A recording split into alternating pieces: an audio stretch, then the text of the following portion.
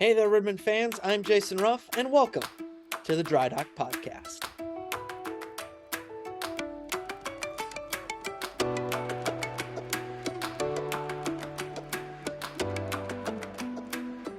Hey there, Rivermen fans. Welcome back to our final episode of the Dry Dock Podcast for the off season. I'm your host, Jason Ruff. This is the podcast where we take a look back at the 40th Rivermen season that was, get a chance to talk to some Rivermen greats past and present, and get you all ready for the coming 41st season of Peoria hockey.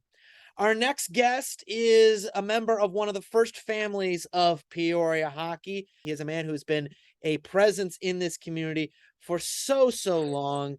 I'm pleased to welcome Mike Olson to the show.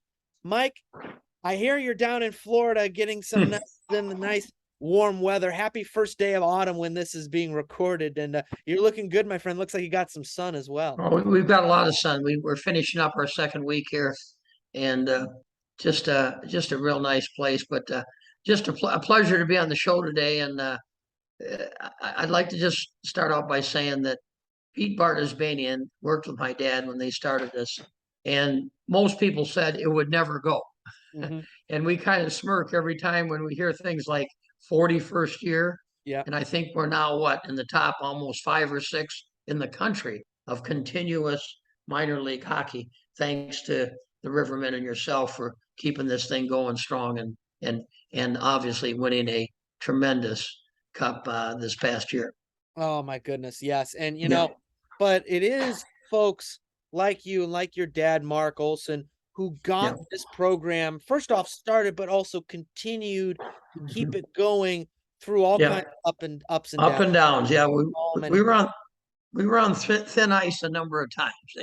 They would come out in the paper, Rivermen on thin ice or Prancers, sinking fast. But it just people wouldn't take no for an answer, and we had a lot of good people that joined in the fight. I say fight. It wasn't a fight. It was just a matter of letting people see what hockey was about, and I think the more people saw it, and you see it every day, and you and the Rivermen are doing a tremendous job of keeping that going, and it's just been a wonderful ride, and for us to witness the cup last year again was just almost like icing on the cake. And my dad's 95, and he's not going to get too many more tryouts, so we were sure glad to see it happen.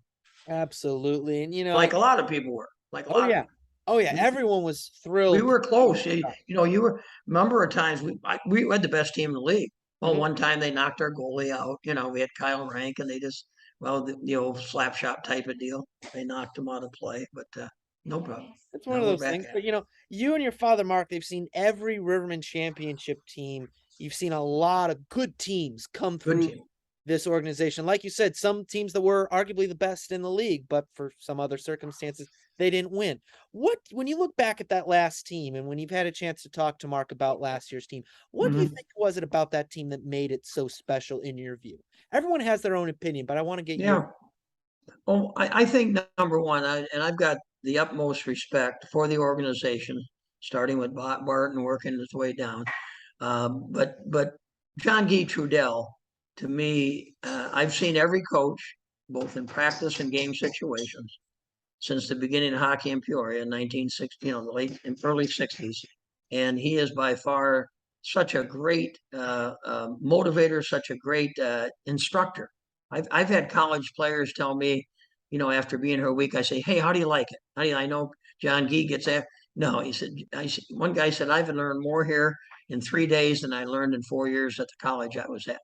And it's just what he's intense. He knows what he wants. You do what he wants, or somebody else will get to do what he wants. And but no, I think just led by Hags. I can remember when Hageman was a squirt, a mite 8-year-old. He was good, and and I think that's a little bit too when you have that continuity that grows up, and then you add the couple other local, the Wisely kid and the McPherson kid into the mix.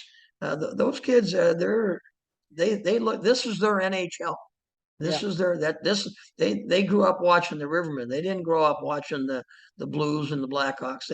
They grew up and in McPherson's case, he was able to learn a lot from his dad and watch his dad play here and wisely, getting to play for them. I think the whole Mustang deal too is it's just such a nice. I know that was the intention of the people that started the Mustangs was just to have a growth from the youth program to the junior program to the pro program, and it Exactly. paid dividends last year. We Sure. even had I'm fighting for the other name, but we had a boy that played early on with us. Chastain, Nate Yeah, Chastain. I liked him. He was a borderline D1 kid, coming out of here and playing in the U.S. In fact, I talked to a couple of college coaches about him. He was a very gifted player, and like a lot of players, if it would have happened a couple of years ago, he probably would have been in a little better shape and than he was. Not Right. not knowing that he was going to get to play this year, that last year, did a good job. And Mike, speaking to that connection, it all starts with starting off these guys young and instilling with them Yep. a love for hockey. And your family is synonymous with hockey. I mean, of course, your father, Mark, played for Michigan Tech back in the 40s for Amo Bissoni. His Right. brother, Weldy, Michigan State, back in the 50s, early 60s, actually played on the 1960 U.S. Olympic hockey team, the one that Herb Brooks was the last man cut from, for those of you out Yep. there who are fans of the movie Miracle. And you and your brother yourself also played for Michigan State back in the 60s and 70s, also for Amo Bissoni. So there's Right. a lot of hockey in the Olson family. Right. How were you and your brothers introduced to it, and what Yeah. made you guys fall in love with it? Well, my dad came out of Marquette, Michigan, where Northern's at. Northern did not have hockey at that time, but him and two or three of his brothers went up to Michigan Tech and played. And he comes from a family of nine boys and two girls. They all played. In fact, one of the things I'm most proud of is I'll have to take you over to his room sometime. There's a picture of the Olson hockey team when we played the Pekin Stars, which was the team that we were playing on in the 60s. He brought all of his brothers in, and then there was about four or five cousins like myself, the next generation that were, and we actually played a full hockey game, where every point was scored by an Olson, and they Weldy was such a big influence. He was the last one. He learned from his brothers, and like you said, he not only won the gold in 60, he won a silver in 56. And I can still remember, wherever I went in the UP. I mean, I'd walk into a place in Houghton, Michigan when I was and the guy said, "Boy, are you related to Mark Olson?" You know what I'm saying? And I'd go, "Yeah." And I mean, I don't want to get carried away, but he was a three-time MVP there at Michigan Tech. That'd be like being a three-time MVP at Notre Dame in football. Oh yeah. I mean, guys like Tony Esposito, Mike Zook, a lot of these guys, they weren't. There's only been three-time MVPs at Michigan Tech, and Mhm. it just. And then, of course, when I was growing up in a little town called Escanaba, I played my minor hockey, and my brother Rick did, for my dad's program when he was coaching the semi-pro team in a little town called Escanaba. Just kind of like McPherson did. You know what I'm saying? And I can remember going to practices and getting the skate before and after, and then we moved to Peoria, and I thought, boy, but all of a sudden they built this rink over in Pekin, and my dad joined the team and I was 15 or 16, had played, my youth hockey, where most kids around here was very limited youth hockey, and Mhm. got to play some semi-pro hockey here in the 60s. And then I think no question, because of the family, was able to get a little help to go to your alma mater, Michigan State, and for Coach Our Olson. alma mater, my Yeah, friend. our alma mater, right? And just a great. And then of course the dad's youngest brother, Weldy, ended up playing there for 4 years, and it's just if you go into a rink up in northern Michigan area and you walk in and you just start talking, if they'll know somebody or somebody will know somebody that knows, hockey's not that big of a world, and it's just great. Even when I travel around, and I remember when I went to a game, I was down here 2 years ago, and I went to a Pensacola game, and I walked in and I saw this lady had a Hageman jersey. Can you imagine that? And I said, well, I'm a pretty good friend of Hageman. I'm from Peoria. Oh, I sure miss him. I wish he was back here. I said, well, that's the way it goes. And but I mean, it's what I'm getting at is there was always a certain amount of, I don't want to say pressure, but wanting to kind of carry on the name. You know what I'm saying? That Yeah. these guys were they opened the doors. Now you got to produce a little bit. You don't get to stay in the room very long at places like Michigan State or Michigan Tech and hockey unless you're willing to at least put the work in and the effort in, and then hopefully when your time comes. But no, that's pretty much what it was. And then, like I said, I'd like to credit, like I say, that Pete Bartismanian who had spent some time in Detroit, and he was our city comptroller. And he and my dad just, even right at the end, they wanted to take ice out of the Civic Center. Can you imagine that? That's Yeah, crazy. they were going to build, they said, a little rink down the road, but well, I guess Pete and my dad is, and then they brought in an expert, and they thought the expert would go the other way because of the lack. And the expert said, no, you want ice in your civic center. This was 1980. Yeah. And when the construction was started, and from that point on, it's just been a tremendous ride. And to see the IHL, the double A, and then go to the IHA triple A, and then go back to the ECHL, and then go into right into the St. Louis Blues triple A farm club. I mean, the players that have played in Peoria. I mean, just to say that any of us, whatever pro team it was, or whatever summer pro, Pekin Stars, Peoria Stars, Peoria Blades, and then the Prancers. We can't forget the 2 years of the Prancers. And it was just it's been a tremendous run. What do you remember most from those early days of Peoria? I guess Prancers Yeah. hockey back before they were Right. the Yeah. Rivermen, when your dad Sure. was really starting to bring this Yeah. program up. What do you remember most about those early days? Well, the big thing about those days, it was a real thrill for us hockey people to get pro hockey.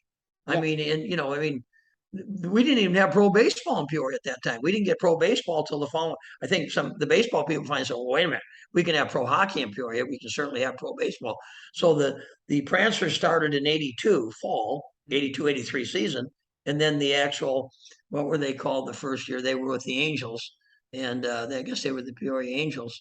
And they got baseball going, but I mean, we had pro hockey here. They had baseball here in the 30s and 40s and had left. But when the pro sports started back up, it was a real pleasure to go and watch. The Fort Wayne, and these are teams I grew up with too. In fact, my dad had an older brother, Eddie, that actually player coached Fort Wayne. Mhm. And my brother Rick actually was signed out at Michigan State and went to Saginaw Bruins Farm Club when he first signed. So I mean, we were well versed in the International League was a double A league. You went from there to the American League, and so for us to be playing in that league was a real thrill for us hockey fans. Oh, Yeah, I bet. I bet. yeah, And over and the good course, players, oh good yeah, players. great players that come through here. And what always strikes me are the stories that come, whether Yeah. there's stories of those players or stories of your dad. Bart tells a hilarious story of one time there needed to be a promotion. So I think it Hmm. was your dad, Mark, got a truckload of apples and gave everyone a Yeah. free apple who Free came in. apple. He can Yeah. tell the story a lot better than I can. No, I know what you mean, and I Yeah. know we had a man by the name of Tote Gray. I don't Hmm. know if you ever heard that name or not, but he was like in the motorcycle business, and my dad hooked up with him, and I don't know if he was the one that totally, but they ended up bringing in the chicken. We were Yeah. kind of floundering a little bit, averaging 1,800, 2,000. Weeknight game 800, 900. Those are, and all of a sudden we have the chicken here on a Saturday night. We draw 8,000. You So remember you you know gotta anything get about the 8,000 chicken, don't chickens you? and a thing That's of that apples. Gargiulas or whatever his name was, Yeah. and he Yeah. was a goalie. And Mhm. I say proudly I was the one that shot on him, and it was this kind of a stoolie out there, and of course we had to fight a little bit at the end, but and then he brought him back a second time. We drew about 6,000. That same year, probably drew more. I think he came 3 times, believe it or not, early, middle, late, and he probably drew 14, then another 4 or 5, and it went down each time a little bit, Right. 4 or 5. Probably pretty close to 20,000. Probably didn't draw much over 40 for the year. Oh But my. it was just those type of things, and I think people saw. I think my dad gained a lot of respect in the community when they knew it was battling, and every year we kind of the blade we operated from 72 to 82, so Mhm. we had, and the Hanks girls, Oh they yeah. started watching the Peoria Blades. I mean, and they'll tell you how many games they've watched? Not enough. They can't. My dad asked him one time. We were sitting with him at a Christmas banquet, and he says, "Nancy, how many games have you girls watched?" And she goes, "Not enough." And that's the type of and we've got a lot of other fans too that are just that grew out of that. It started in Peoria, moved to Pekin a little bit, came back to Peoria, and now pro hockey for 41 years. Yeah, 41 years now. In that 41 years, what is one story that just sticks out to you when someone says Peoria? I got a couple. I I guarantee. know you got a couple. You probably have 50. Well, We the could probably write first a one I book got about this, Mike, was but I just need one. I'm going to give you a good one.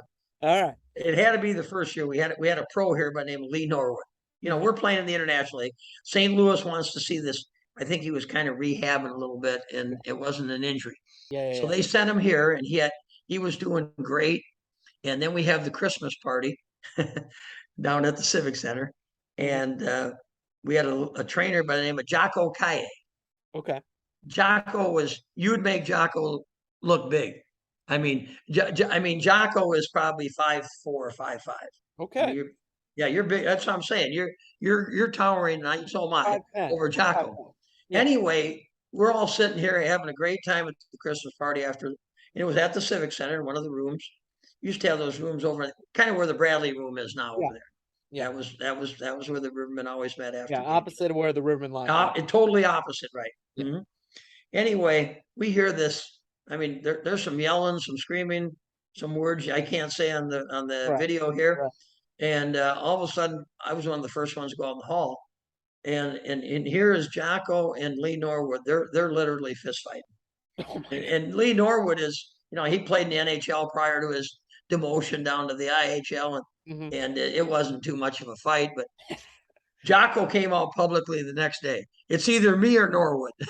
Oh my goodness! And I remember talking to Jocko. Jocko, no, it's not Lee or Norwood. You guys just have to patch this up, and if you want to stay on here, because Lee Norwood was sent here by the Blues to resurrect his game, and I'm sure they might be able to find somebody that can work on those sticks. And back then too, you didn't really have a train. He was trainer, stick boy. Yeah. You had one guy that did backup goalie, did it all, and a great guy. But no, that's just one. But just a couple of things too. I'd like to mention some of the early guys like Grant Rozanzoff, Brad Kempthorne, who's still in the area. Glenn Rozanzoff, I don't know if I said his name or not, but Bobby Fleming. There was the Hammer. I remember the Hammer. Him and the big fighter from Toledo one night got in a fight during the warm up. That was the old IHL style. Kind of not too far out of Slapshot. Like stuff out of Slapshot. I was literally just thinking like, it was stuff out of Slapshot. They skated by each other and just looked at each other, and you're watching the warm up, and all of a sudden, and of course it's right at center ice, and it explodes, and there's probably a couple skirmishes along with it, but so they were both ejected from the game. Right. About the midway through the first period, I look up behind me. There's the two combatants having a refreshment. Sitting up in the stands. I'm not so sure they just didn't want to have the night off. You don't get that nowadays. Like they're get at each other. They're jawing each other. They're hating each other, and they're more like that moment. Then next thing you know, they're having a beer together. Both ejected from the game, up in the stands with the fans. The fans are loving it. They're asking for autographs and everything. You probably haven't met the Hammer, have you? I have not. Well, if you ever get out, he's in Henderson. He's in Henderson, Nevada. Okay. And I'll tell you, he probably not so much for his playing ability. Now he did get to the NHL a little bit. Mm-hmm. He was in Rochester, the American League.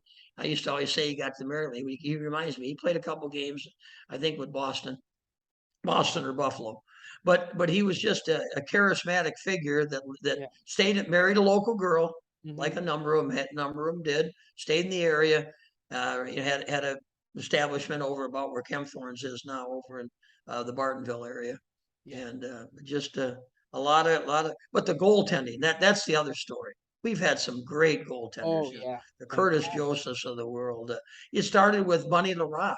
Bunny LaRock had Stanley Cups as a backup. Yeah. to Dryden and those guys in Montreal. But he came in, was our backup the first year. Just whenever we need him to play, he Exactly. was there, and he was definitely on his way down. But and that was the other thing, especially when we got to the American League, to see some of these young kids. I remember what's the kid's name? What's Edmonton? Nugent. The double name. You Nugent probably Hopkins. yeah. I remember when he was playing for Las Vegas, Edmonton's farm. And then what about the year of the strike? We had some guys that were playing in the eye that were Oh yeah. definitely NHL caliber players. Oh Yeah. yeah. Mike, there's so many stories that you could just go off of, and what remarks me is just the charisma that you see with some of these guys. Like I mentioned it earlier, you got two guys fighting, killing each other, and then all of a sudden you turn around a few minutes later, they're up sitting together having a beverage up in the stands and signing autographs. People forget that it was that kind of charisma That really not it only was built more the than sport, just but the game. built this. Yeah. Yeah, exactly. It's more than just a The game. people. You're Well, getting back I to think that's what the Hageman and these local guys bring to the game, and then also, I mean, we got the guys. We had the Cable brothers around here for a number of years, and guys that have stayed. That Yep. look at Loon. Loon's added a lot to the community. His daughter played on the state championship basketball team for Brimfield.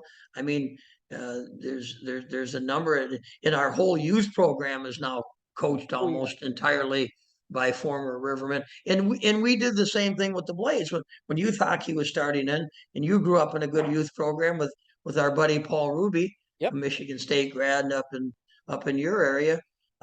We most of us Blades players at that time, or the ones that wanted to, were coaching the youth hockey teams, or at least helping maybe a father that maybe we couldn't travel on the road with them all the time, but I mean, we had fathers coaching that couldn't even skate. I mean, that's just the way it The was way it when you is. start out. That's the way But it is. they were interested, and some of them, we had a dentist for the Rivermen by the name of Dr. Jim Donlin, and I helped him when I finished playing. And I'll tell you, that guy studied the game, and he was a darn he would you don't have to be a great player to be able to teach it if you work at it.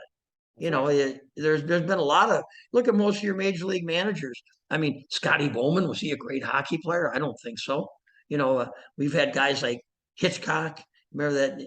What was it? He coached down in Dallas, won the Stanley Cup. Hitch, he coached in St. Louis.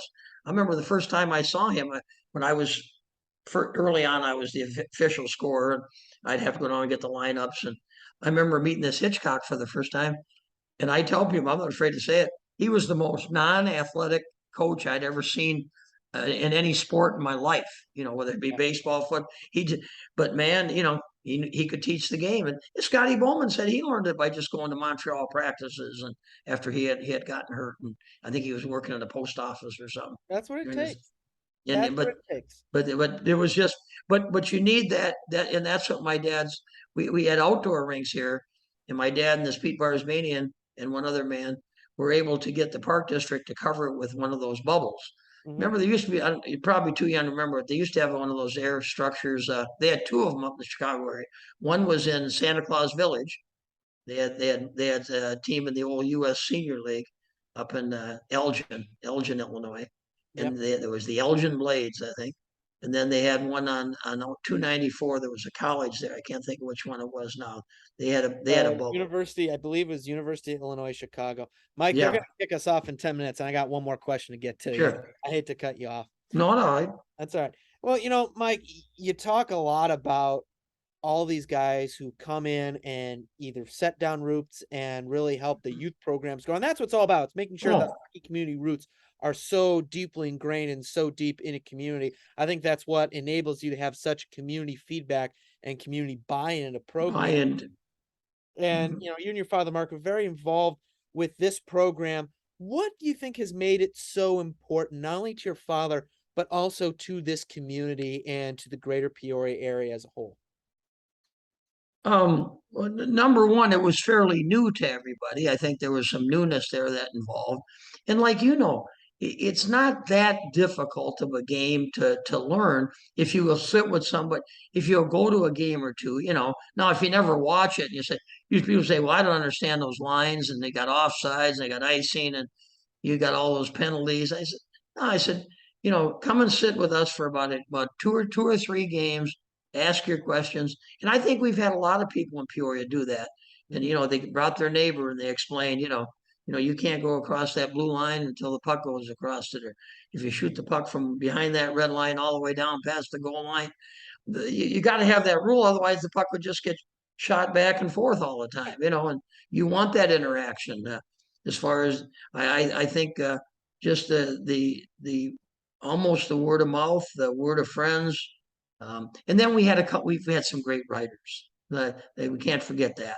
Is that we had the original guy was a man by the name of Chuck Murdoch with the Journal Star, and he gave us unbelievable coverage for 10 years. I mean, we had pictures and you've seen the coverage in other cities. I've seen the coverage in Rockford of their American League club. They're lucky to get on the third page a lot of days. But then when Dave Aminian took over for Chuck with, during the start of the Rivermen era, boy, I tell you, Dave has just been lights out as far as I'm concerned. And both those guys have done hours and hours of work beyond what they're getting paid most of the time with covering the hockey.